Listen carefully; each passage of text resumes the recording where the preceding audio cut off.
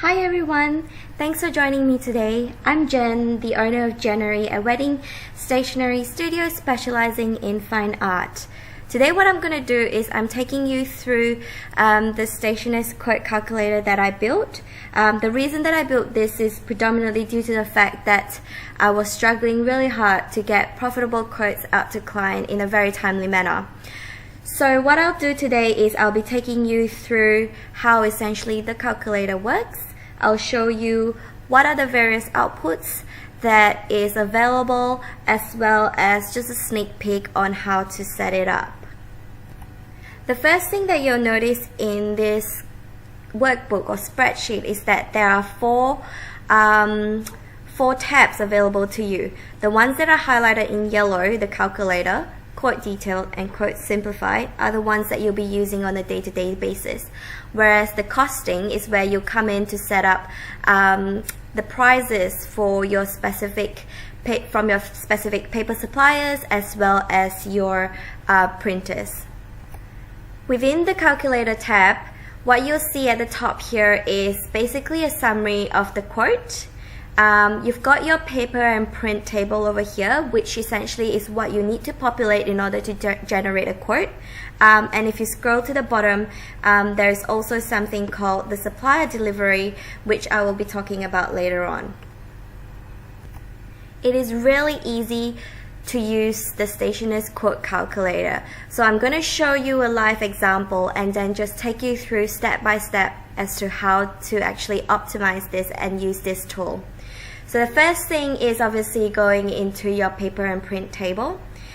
Now in this table, what you need to do basically is to first itemize what are the specific items that's required for your client. So for example, if I've got an inquiry for an invitation with an RSVP card and a details card, what I'll do is I'll populate those items over here.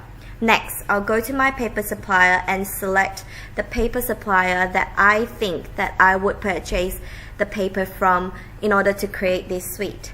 So for example, paper supplier A for all of them. And supposedly that this client wants, a handmade paper, I'll go in and select handmade as well. Next, I'll select my paper sizes as well. So coming in here and selecting, say 5x7, which is the standard card for a invitation, potentially a 5x5 for an RSVP, and the details card. Next, I'll enter the quantity, so an estimated quantity of 100. Then I'll go in and select my print type. My print type can be things such as, digital or foil, letter pressing, or big format prints such as an A1 or an A2 print. So these are the preset selections that I have included.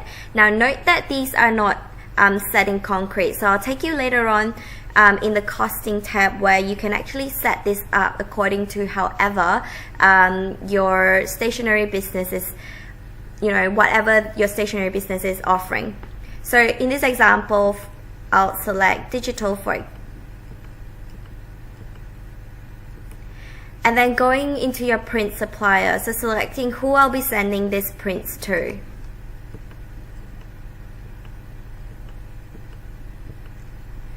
Now what you'll notice is that in these columns over here, there will be some pre-populated figures already.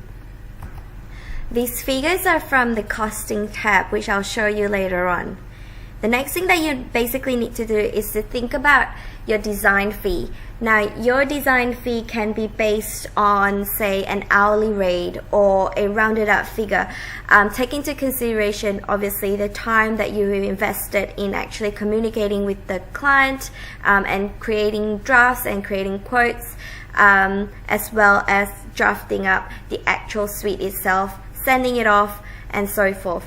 So keep in mind those factors and putting in an estimated figure. So I'm typing it out. So for example, if I were to say I like to have $100 design fee for each of these items because I spent quite a significant time creating this and communicating back and forth with vendors, and as well as the client.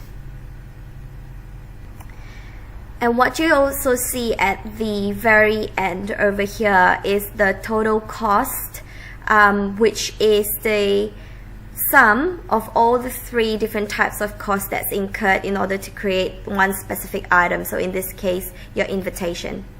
So as you can see, adding all of this up will cost you about $289, including a design fee, in order to create your invitations. What this calculator does is then it will show you the recommended unit price that you should be charging your client for. So in this case, it's showing that you should be charging your client at least $3.18 per invitation card in order to make a profit. Now, how does this number actually takes into consideration certain elements? So obviously it takes into consideration your total cost, but at the same time it also takes into consideration your supplier delivery fee. Now, if you're like me who have suppliers from all around the world, this becomes really important. Your supplier delivery fee is obviously the cost involved in order to get your paper suppliers or your print suppliers to deliver the products to you. Now, we will be setting that up in the costing again, and I'll show you that a little bit later on. But what it does in this case is that it automatically feeds the supplier delivery cost into your recommended unit price, and it takes into consideration that as well. Apart from taking into consideration your supplier delivery fee, what the recommended unit price also takes into consideration the percentage margin for error. As you'll see later on, when we're setting up the costing, there are certain elements that we need to use estimates for. So this could mean that there is potential for error. So what the percentage for margin is used for is to allocate a slight markup to your recommended unit price, which therefore can account for that margin, can account for that error. I like to use the rule of thumb about 10% to 20% because you really don't want to overcharge your client, but at the same time you need to keep into consideration that if you don't apply any margin for error in this calculator, you might be undercharging your client as well. So once you're happy with your selection, all you need to do is then go into your detailed quote, quote detail tab.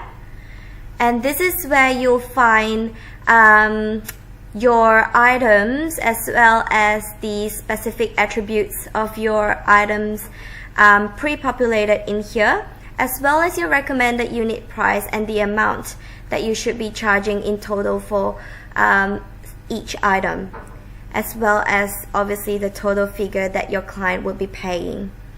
So what this essentially is basically an output of all your selection that you've made in your calculator. What you then need to do is to just highlight this, copy and paste it into your regular quote or invoice template, and just shoot it off to your client. The quote simplified is also another option for your outputs. This is a much, obviously like its namesake, it's a very simple quote that you can send it off to your client as well. So what it does is it just takes out all the key attributes of each of these items. It only specifies the quantity and the amount that the client needs to pay. Now this is really good for clients who doesn't want to see any details, and all they need is just a round figure that that is being invoiced to them.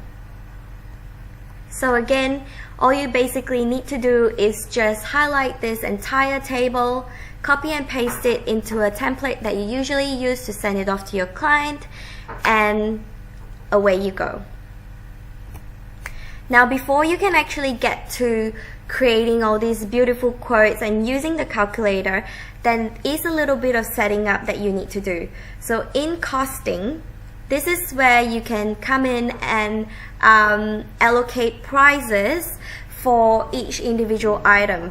So looking at, you know, things such as your paper and your print, as well as your supplier delivery.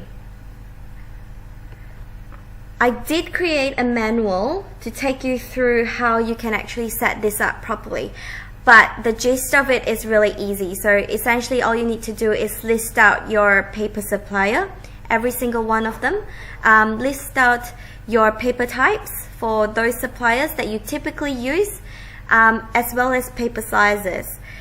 Now the other cool feature that this tool actually takes into consideration is currency as well. So as you can see, I've got US dollars here, Canadian dollars and Australian dollars.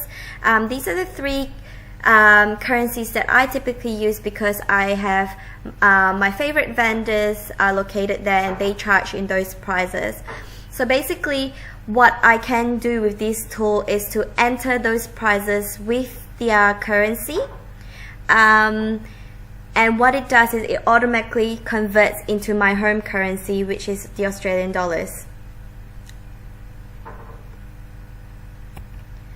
So in this case, for example, if paper supplier A charges in US dollars, I'll just enter US dollars, the prices in US dollars here. If paper supplier B is local and they usually charge in Australian dollars, that's where I put my figures in Australian dollars in there. I do the same thing for print as well. So looking at your various print types as well as who does what, so your print suppliers or your printers, and as well as allocating the prices typically that they charge for printing. Now this is where I mentioned earlier that you'll be using estimates. So the print prices over here is for per unit, so how much it'll cost me, for example, in order to get something digitally printed or flat printed by printer A. So it typically, what I'll do is I'll use an estimate from a previous quote that I've got from them. Alternatively, I'll ring them up and ask them how much do they usually charge for 100 pieces of digital print, and then I'll divvy that up by 100 and put the figure in here. The supplier delivery is also another feature that uses estimates as well. So essentially, what is the average cost that it will take my paper supplier, for example paper supplier A, to actually deliver from the US to me in Australia? Generally about $50 would be an average, so I'll put that figure in here. I'll do the same for all the other suppliers as well, both print and paper. So it's really as simple as that. Once you manage to get all the information and you manage to plug it in here, you're ready to use your calculator and not worry about updating this information, because what this calculator, as mentioned earlier, it has a percentage margin for error. So in case prices do change, your percentage of margin for error actually mitigates those costs. So that's it from me. I hope you got a little bit something out of the sneak peek that I've shown you. If you've got further questions or if you need more information, I recommend signing up to my newsletter.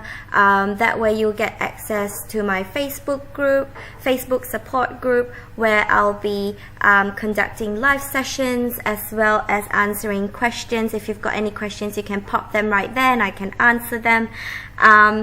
And I'll be doing some live tutorials as well in the future. So that's it. I hope you guys like it, and I'll speak to you soon. Bye.